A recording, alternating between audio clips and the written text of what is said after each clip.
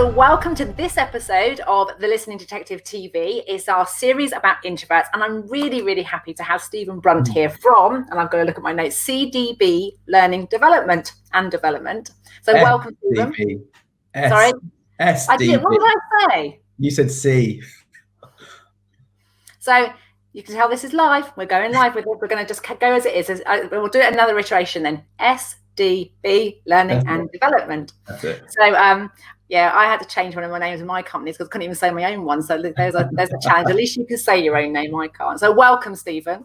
Thank you very much. It's really nice to be here. I'm quite excited. Fabulous. So we met, I'm trying to think now, probably before lockdown, wasn't it? Before pandemic, in person, like real people. Real people. And that was our coach, Winchester. Yes, that's right. Yeah. And with Sarah Bourne. So anybody who wants to know about a coaching development group, that's where we've met, and it's been great to be with other coaches just sharing ideas. But we were having a conversation a little while ago about introvertedness, and we were talking about do introverts or can introverts make good leaders? And you wrote a fantastic article, so that's why you're here. So tell me, let's start with, what is your definition of introvert? So it's a really good question. So when I talk about introversion and extroversion, so we talk about the kind of dichotomy of both, I'm not talking about the kind of traditional dictionary definitions of if you're introverted, you are a shy, retiring person. When I talk about introversion, extroversion, I'm talking about it from a psychology perspective, and specifically, it's it's based around the work of Carl Jung. And introversion is around when we talk about introversion and extroversion, it's where you get your energy from. And those with an introverted preference their energy comes from inside. They are energized by the inward thought, reflection, thought processes, and inward of idea creation. Whereas those with an extroverted preference, their energy is the external world. So they're energized primarily by other people and get energy from being around others and the outside world. And I guess the key bit is that fundamental piece is you are not one or the other. So these preferences exist on a scale, and you have a strong or a clear preference for one over the other. But you are not one. You slide along the scale depending on lots of different things, kind of social background, your upbringing, your values, your morals, and kind of learned behavior around how you apply those things to the work that you do as well. So it's around where you get your energy, and it's not around, that traditional dictionary definition of introverted means shy, retiring. Yeah. And I think that's where I got really confused. And we were saying just before we came online is I've called myself, I remember saying in a session once, I'm an introverted extrovert. And I remember somebody who couldn't control themselves really laughing quite loud because they were like, you are so an extrovert, Cheryl. But it was the where'd you get your energy from? Yeah. And I come out of, if I'm facilitating something, and I know this is probably a control thing, because I'm facilitating, I'm kind of know what to expect, and I'm managing something, I'm fine. Put me into a social event with loads of people, I'll come home and I'm like that.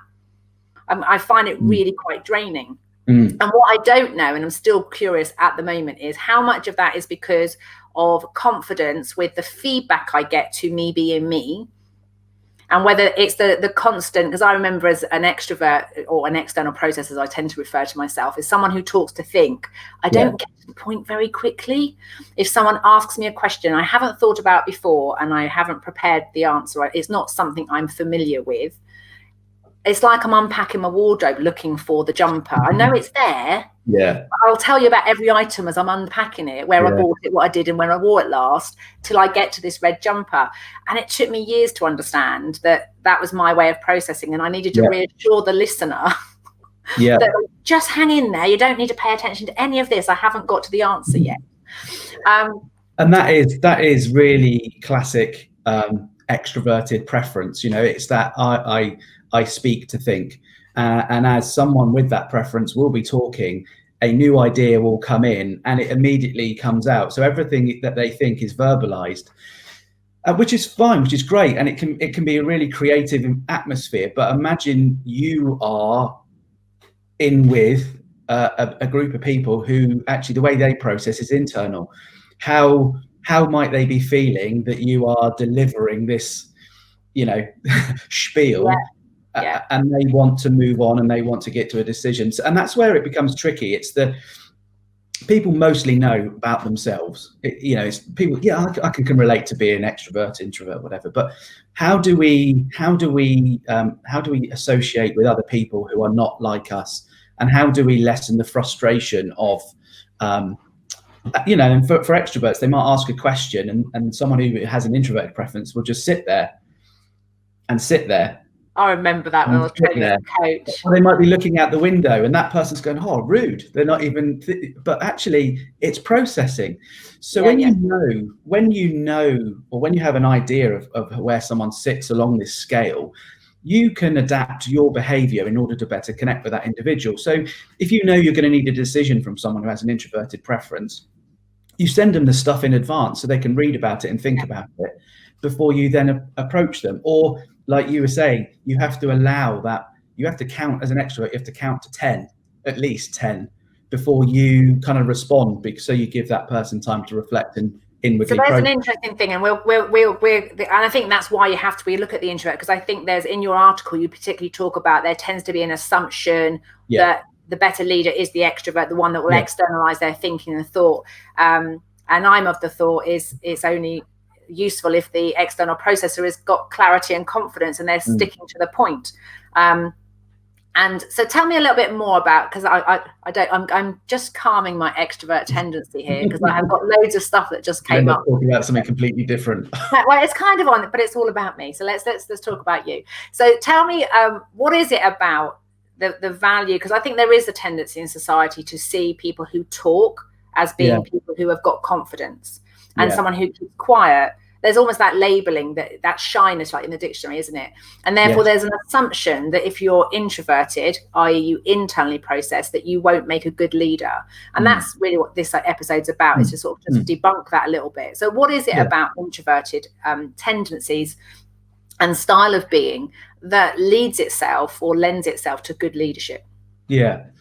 And again, it was really interesting reading the research. And there's a couple of, so there's no definitive research that say extroverts or introverts are better leaders.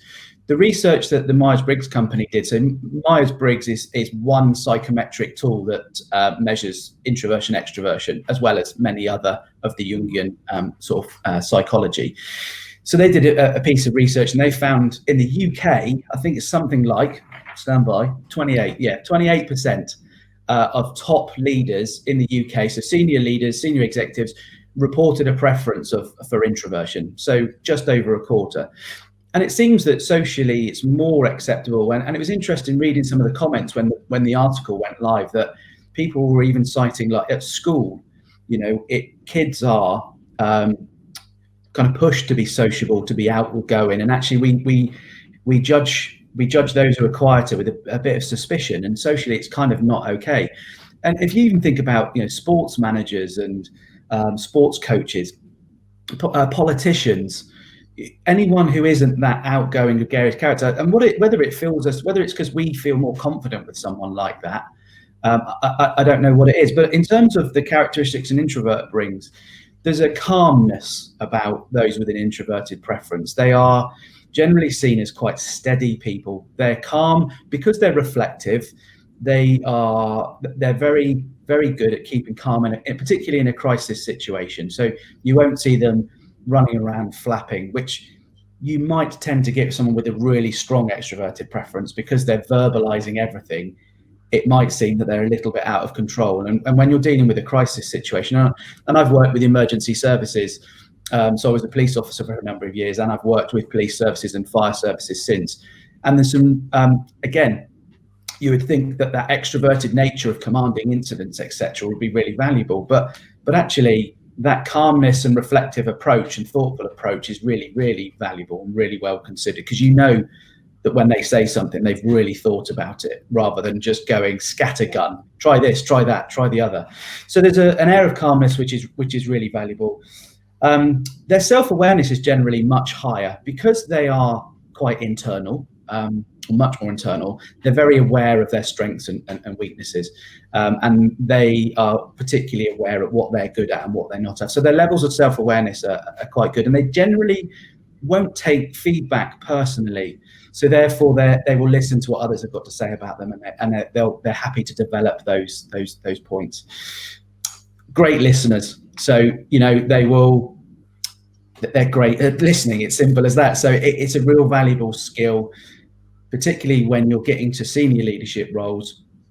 And with that listening, they're not necessarily tied to their own opinions. So they're really open to opinions and ideas of others. And they will think about those and consider those and reflect on those before shooting anyone down and before rushing off and making their own decision in the first place anyway. And they bring great planning abilities. They're good at thinking, that kind of strategic piece. And a lot of this is, because it doesn't exist in its own, introvert, extrovert, there are other preferences that make someone's character as well. We have to consider those. So it's not necessarily, what I'm not saying is introverts or extroverts make good leaders, because there's lots of other things you have to think about. But they bring something to the party which seems to be a little bit undervalued. And I think because they're so internal, they won't necessarily blow their own trumpet. And that's why I think potentially they get overlooked for leadership roles, is because they're not necessarily that comfortable with putting themselves out there unless they've learned that behavior. And you sort of gave that example of where you're facilitating. I know loads of people who are introverted, really strong introvert preferences, who are brilliant public speakers. They're great in front of others, but it wipes them out afterwards. Their battery, their energy level goes. And I think the difference is, I remember reading about Victoria Wood. She's a comedian. She performed, but in social environments it isn't. And also there's another comedian, and I can't remember her name for Toffee right now. Same kind of thing. That they said, but it's because you've practiced that and you're performing it. So they'll put the time and effort into it, and they'll put this performance on. But when you're in a social environment, and I think that there's what I want to I think is coming out from listening to you today is really about putting people's attention on, when it comes to listening, is having more tolerance to wait for the answer. And I think that's whether you've got an external processor like me who will talk through their thoughts and like they're emptying their wardrobe trying to find their answer, they're going through their filing system, or it's someone that sits in silence. There's that in everyday conversation, if you're asking someone a question they haven't considered before, external or internal processors, you have to have the patience to wait for the answer to emerge.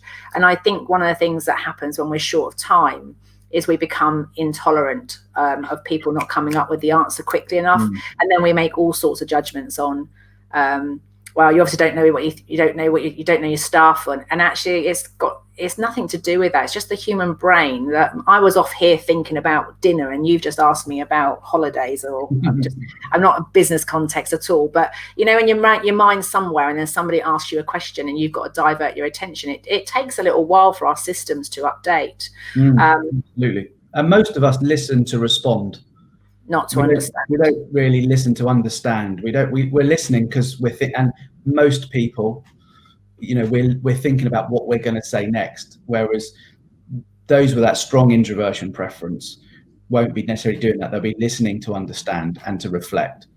And sometimes they don't respond quick enough, because actually, sometimes you want someone to give something back to you. So there is a balance. It's not saying that one is better than the other. No. Certain attributes and traits to whatever they're doing. But they bring different things, and I say, but the listening thing's really key. Yeah, and I think that's what I'm getting from it. It's more about valuing those people. I think where it goes wrong in school and in business is when you start labeling a behavior as judgmentally and critiquing it, rather than what's the value of this. So you talked earlier about me being an external processor, being aware if I've got a group of internal processors. I've actually realized that most of my really good friends and my husband are internal processors, and what I got criticized a lot for talking too much, too fast. And then when I went quiet, everyone said, "Oh, stop sulking." And then when I asked loads of questions, they said, "Stop asking." So you get to that point, actually, you don't know how to be if everyone's just making labeled judgments on who you are being right now is not okay for me. But what I have learned is my husband's an internal processor. I did a sponsored silence and didn't speak for 5 days. Wow. And you'd have thought, well, I actually loved it. Everyone thought I wouldn't cope with it. And I was just like, the amount of conversations I didn't have to have with people, it was just bliss. Until I did have an accident and I injured myself. And then that was a bit hard trying to direct that I think my Achilles cut and could you get me a plaster with just sign language. That was interesting. But my husband actually said, as an internal processor, he didn't realize how much that my externalizing of his experience was helping him make decisions. So I think there is that balance sometimes, because often I spend a lot more time in meetings going, oh, have I talked too much? And I'm sure introverts get, oh, I haven't talked enough. If we could stop making this judgment of enough or too enough, it's always going to be varied in the moment, depending what the context is. And I've come to understand that because I can externalize my experience, sometimes those words give language to other people's experience that they can't express through words. They go, oh God, that's exactly what I was thinking, but I didn't know it until I heard it outside of me. So that's what I'd like to, I hope people get from today's show, is that we have got these introverted and external, tendencies. People like me, I'm a natural talker, trained listener. I had to learn how to be patient, and I've had to learn to reflect and notice what's going on inside. And there's huge value to learning both. But honouring and respecting where people are is so important. Yeah, and that's that's beyond just the introvert extrovert piece. Whenever I'm delivering any training around this kind of stuff, and I did a session Tuesday, a couple of days. Who knows? And it was great. And I used a particular tool where we were talking about introversion, extroversion, and other preferences that sit in this particular model. And actually, when you look at the Jungian theory that sits behind this stuff, he created that for psychotherapy. He didn't create it to label people or for it to be used in some kind of training scenario. So, so it's likely that he wouldn't appreciate how his theories are now being used with these things like insights discovery, MBTI, DISC, whatever model it is you use. And that's the point. If whatever you use, they're great, but they are about explaining behavior. They're not about defining people and boxing people, because you are not an introvert or an extrovert. You sit on a scale. You have a dominant preference for one or the other. Some people's preference is really dominant, really off the scale. Other people sit kind of in the middle. And in the article, I referenced this phrase called an ambivert. So whenever I do any of these psychometric tests, I generally come out on the extroverted side, and I'm quite a sociable person. I'm quite amenable. If I haven't seen people in the office for a while, I would make a point of going around and chatting with people. But I'm really comfortable on my own. I enjoy my own company. I'm quite internal, sometimes too internal. I'm too much in my own head sometimes, and I don't have a problem with that. But I think some of that's come with age and experience as well. Being in roles where you're in front of people a lot, you learn to value your own time. And so, you can sort of sit right in the middle and flip between the two. And I think that's probably where you are. I know that's certainly where I feel quite comfortable, that I'm happy. But I know, so lockdown was tough. It was okay for a bit, but actually what I missed most was some human interaction. Other than my wonderful partner, obviously, because it was delightful to see her every day. But I just missed having physical connection with people. Zoom just doesn't cut it. And I think it's also down to the fact that we're getting to a whole load of conversation here. So I'm trying to narrow it back down to what we're doing. So there's two things I wanted to wrap up with today's show. Is that there's that thing about labeling people, and I said to you earlier, I have this expression. The way the brain organizes information, it goes, this is this, and this is this. So it generalizes and puts labels on stuff because it's a quick way of sorting information and data. So I always have this thing, put me in a box, but don't put the lid on it, because I can't grow or change. And when you want me to think out of the box, I'll jump out of the one probably that you've put me in. So it's like, you have to allow people to change and to be flexible. There was a second thing that came up for me. I think this whole thing, as you get older, I think you do get more aware if you've done the work. I don't think everybody is. I think some people, unfortunately, have never done that kind of development as you and I have invested in. But I do think it starts with people being in an environment where they're accepted for who they are right now. You can't change somebody or develop somebody if they don't feel that who they are as a person right now is accepted and honoured and valued. That's a rocky ground to bring someone on to grow and learn new skills. If you're telling them that they're not good enough, that the way you are today isn't working. Yeah. And that was the third thing, and now I've forgotten it. So that's the joy of the human brain, and I love being. Let me pick up a point on what you just said then. So in some of the research that the Myers-Briggs company did, when they gathered all this data, they found something like, and again, let me just check my figures because I don't want to give you duff information. Yeah, so those who reported an introverted tendency, out of those, 9 out of 10 said they had felt some kind of pressure to behave in an extroverted way. So again, it's something that it's more socially acceptable, particularly when you're getting into senior leadership roles. There's an interesting piece in the research around, actually, it's not necessarily whether an extrovert or introvert makes a good leader, it's about who they're managing.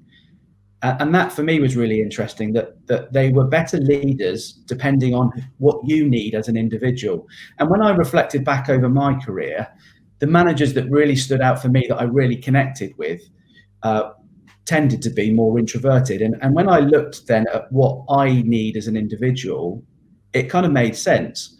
And that was a really interesting thing for me, because I hadn't really considered it that way before. For me, it was always about that manager, but actually, as much of that was about me and what I needed as an individual. Yeah, and I think when you think about an organization, if you've got the manager or the leader of a accounting department versus the sales team, that's a different style of management and leadership you need.